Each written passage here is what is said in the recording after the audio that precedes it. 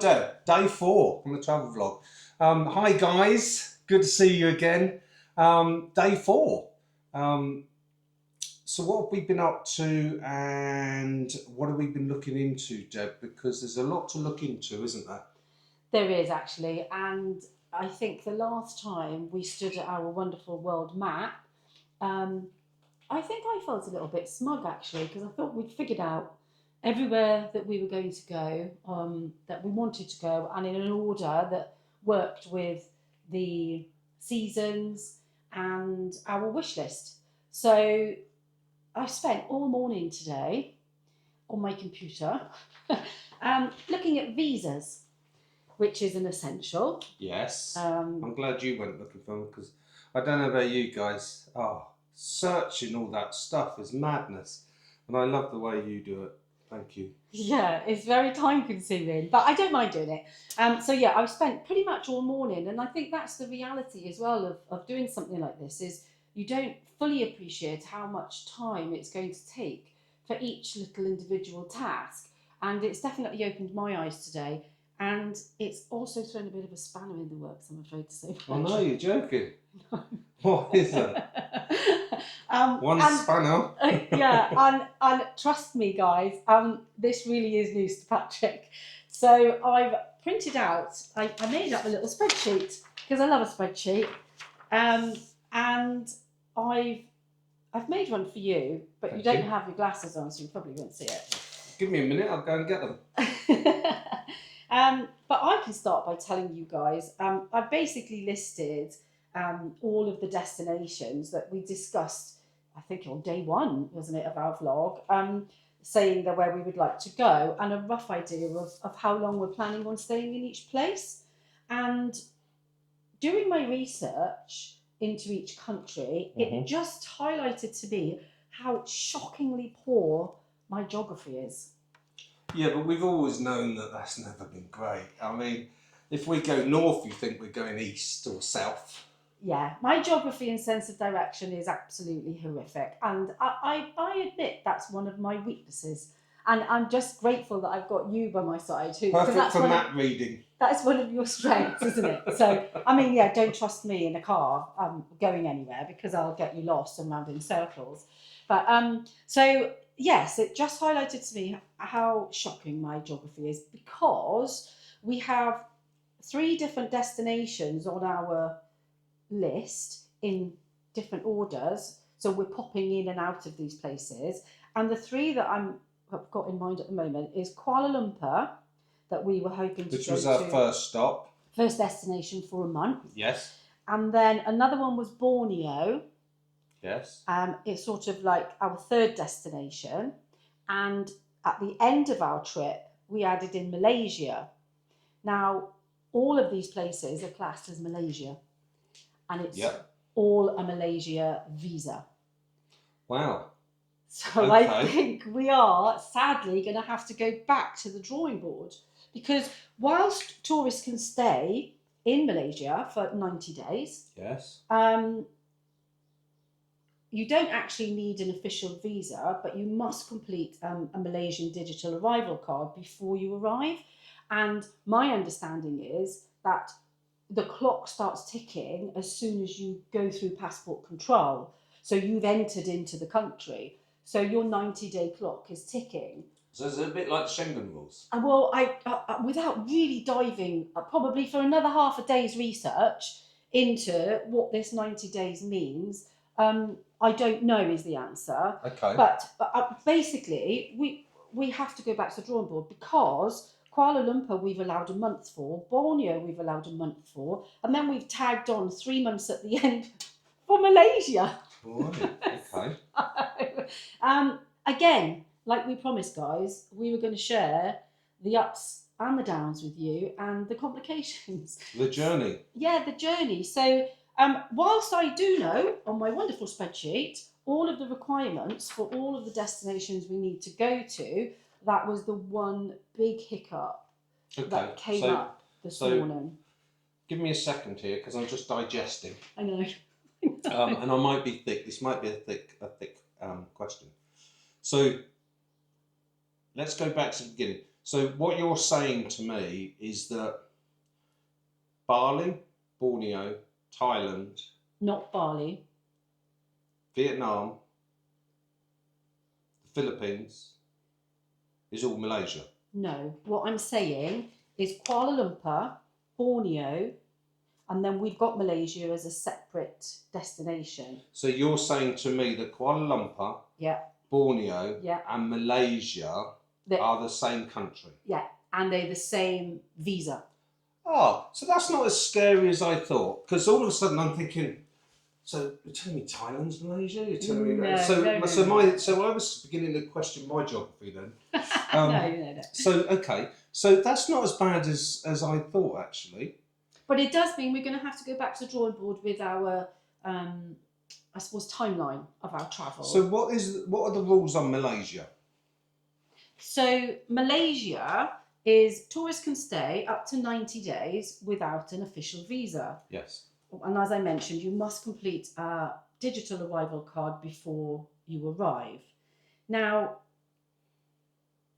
that's granted on arrival when you enter the country, but ideally they want you to do that before you arrive, which is fine because I've worked out how to do that. Yeah, makes sense. And I've also got a note to myself here to see the Malaysian immigration website. Now, I haven't actually gone into that and done that level of... Oh, Dad, come on. Well, because I was doing all the other... How many things do you do in a day? And you can't fit that in. Says the guy who had a lie in this morning. So be careful. Yeah, so I mean, the way I'm understanding it or presuming is that if we went to Kuala Lumpur, for instance, for a month and then we left for a month, I don't know if we're allowed to go back in for another month. I would have thought so. I would have thought as long as it's after the 90 days, because we can stay for 90 days. Well, we won't be staying for 90 days. No, but we could stay up for a period of 90 days.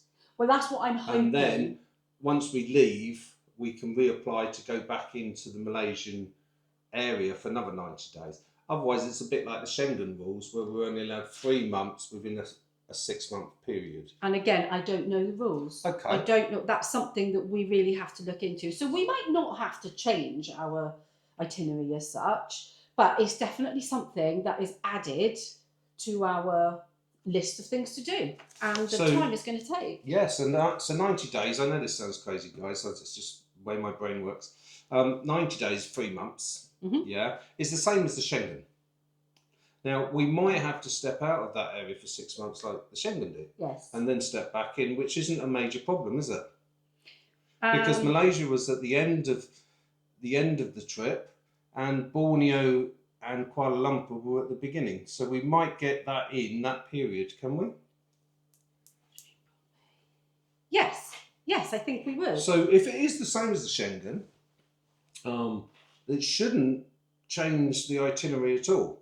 Yes, if they'd allow us to go to Kuala Lumpur for a month, dip out for a month, and then go to Borneo for a month, like you said, at that point, the clock would end, technically, and then we would have at least 6 months where we'll be in other places before we go back into Malaysia. So fingers crossed that'll be allowed, that you can do more than 90 days in 1 year. Yes. They are the nitty gritty bits that obviously I need to do more research on to find out about that. But that just highlighted to me today how poor my geography is. I didn't realise all those countries were in Malaysia or part of Malaysia. But again, it might be a simple... it might be a simple answer of all you do is apply for an annual visa. I mean, you guys might know. So please knock it down into the the comments below. Oh yeah, please. And please advise us if we're missing something, because as you guys understand, researching some of these websites and these visa opportunities and what you can and what you can't do isn't black and white. It's not simple. So there's a lot of research that you have to do. And also what I'm finding online is there's lots of warnings as well about third parties trying to manage visas for you, and that it's very easy to get scammed.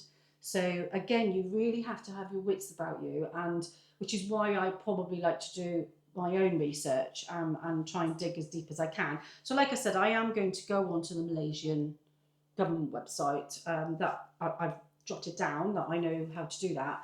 and then get an update on, I've just got to dig deeper in it, that's all. So, but apart from all of that, I think the other places, like you mentioned, Bali, Thailand, Vietnam, Philippines, they're all pretty straightforward. And I think you were saying to me the other day, weren't you? Oh, wouldn't it be lovely if we could just do them all online so we don't have to queue at the airport? Because you love queues, don't you? Tell me about it. If you're anything like me, I don't like cattle class and I don't like queues. Some people love it. One of my best friends is sadly not with us anymore.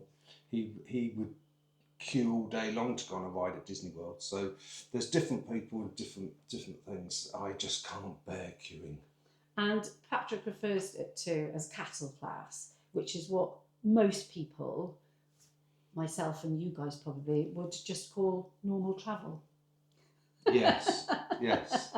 So I think we're going to have fun on our travels, aren't we? Yes. But yes, apart from that, and I think most of them you can do online. So because that's I suppose one of the benefits of living in a digital world these days, isn't it? That is something that we can hopefully do in advance. Yeah. And one of the things I love about this, and quite honestly, I didn't know any of this before we've come and spoke to you guys. No. Hence why, please subscribe if you want to follow along our journey, because you'll see the highs and the lows and the surprises as we go along, because we're genuinely doing it that way. Rather than spending forever and a day on editing, we've decided to do it raw. This is how it is, and we're being honest. Well, and also we're trying not to give ourselves more things to do, because as you can see today, these things are going to crop up and it's going to add workload to us. So the last thing we want is to be trying to create fancy videos. And as much as I'd love to, we just simply don't have the time. And I also believe that we're not filmmakers. No, anyway. we're not, and we're not presenters. So we're not pretending to be that, but we're just two people going on a journey, and we want to document it. And we'd love you to come along with us. So that's what this is all about. It's not about being fancy. It's not about having great editing and slimming ourselves down. And as much as I'd like to do that, I need to work on that one. Yeah, but I think that you can do that now, all on AI. Oh, but yeah, we won't be doing any of that. So yeah, it's just a genuine journey, and yeah, come along with us, because, like you said, I think yesterday was it. Hopefully, we'll make some new friends, and I'm hoping lovely, wouldn't it? Yeah, and I'm hoping that you can help us out as well, because we are, this is all new to us. Yeah, like you, especially if you're interested in this type of channel, is that you're into new cultures, you're into seeing new ways of life, you're looking into seeing just the new parts of the planet. That's what's sort of driven us towards this, is the freedom lifestyle. And I don't know about you, Deb, but although it's hard work to put all this together, I think it's worth it, don't you? Well, I really hope so. Ask me in 4 months' time when we're right hopefully in Kuala Lumpur. Yes. So subscribe, come along on our journey, and see if we're not pulling our hair out a lot earlier than we think we're going to.